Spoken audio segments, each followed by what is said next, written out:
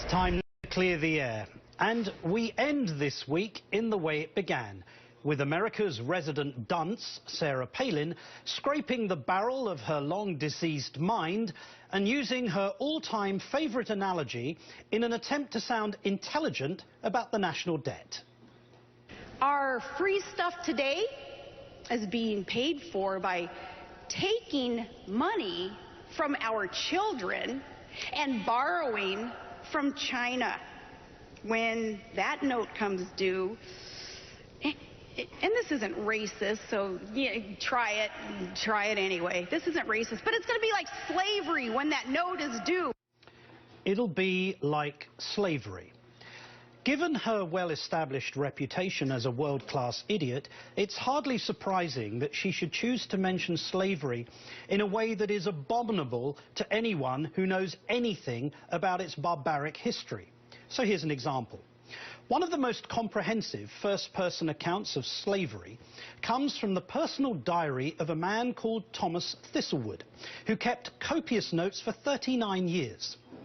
Thistlewood was the son of a tenant farmer who arrived on the island of Jamaica in April 1750 and assumed the position of overseer at a major plantation.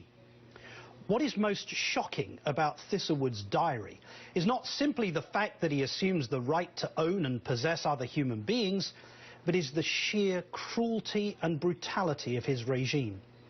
In 1756, he records that a slave named Darby catched eating canes, had him well flogged and pickled, then made Hector, another slave, S-H-I-T, in his mouth.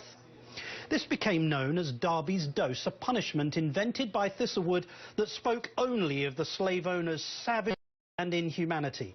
And he mentions a similar incident again in 1756, this time in relation to a man he refers to as Punch. Flogged Punch well, and then washed and rubbed salt pickle, lime juice and bird pepper.